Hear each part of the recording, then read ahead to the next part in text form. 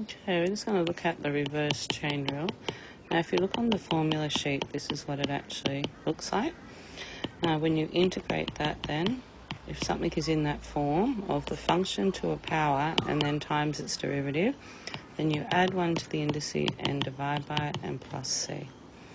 Now, a rule for just anything that is just basically in this form, like so just a simple one, has to be linear there, so that's ax, is ax plus b to the n plus 1 on n plus 1 times a. So you're just dividing by that constant.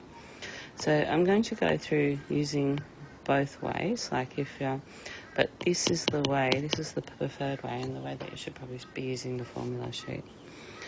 Okay, so if we're going to integrate 2x plus 5 to the power of 4 dx, so if you use this rule here, the n dx, basically you add 1 to the indice, so it's 4 plus 1 on 4 plus 1, but you've also got to divide by the derivative of what's inside, which is that 2, okay, because you can see it's not sitting there, all right, so that means that ends up being 2x plus 5 to the 5, and that'll be 5 times 2, which is 10 plus c.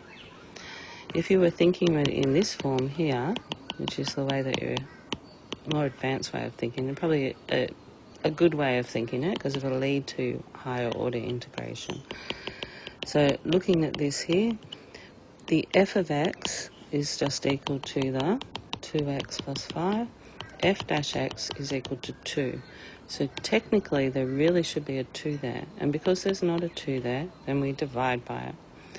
Okay, so it's going to be a half times, so there's your f dash x, that's a 2, f of x is that, to the power of n, and it ends up being f of x to the n plus 1 on n plus 1 plus c. So that's going to be 2x plus 5 to the 5 on 5 plus c, which is 2x plus 5 to the 5 on 10 plus c. Okay, so we're going to have a look at two more. So we'll look at one where the fraction is on the bottom. Actually, I might make that an 8 dx. Okay. All right, so when it's in this form, it's not in the right form. You need to bring it up to the top. So take the 8 out, so that's 7 dx.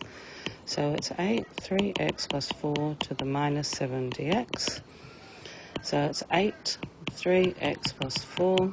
Now, the derivative of what's inside is actually a 3. So if you put the 3 in and divide by it, then that means that it will be 8 on 3.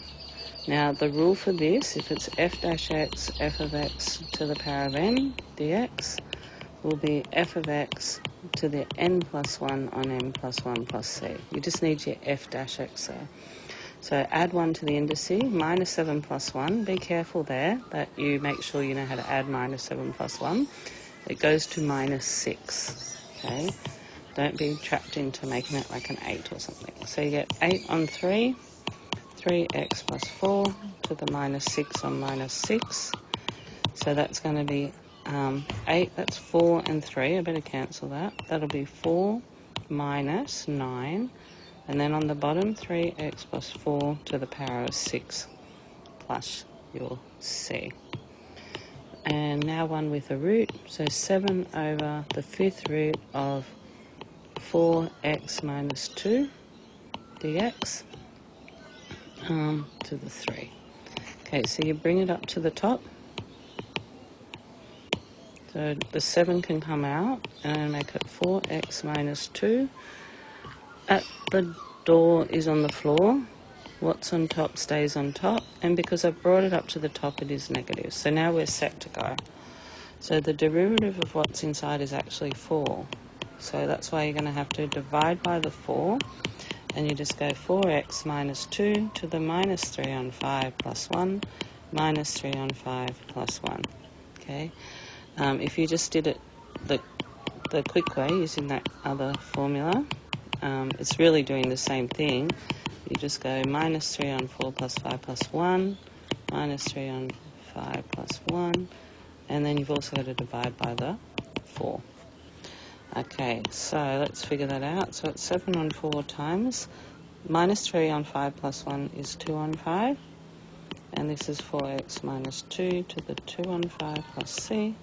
Okay, so 2 goes into the 4 twice, so it's 7 on 10, and that's going to be the 5th root of 4x minus 2 to the power of 2 plus c.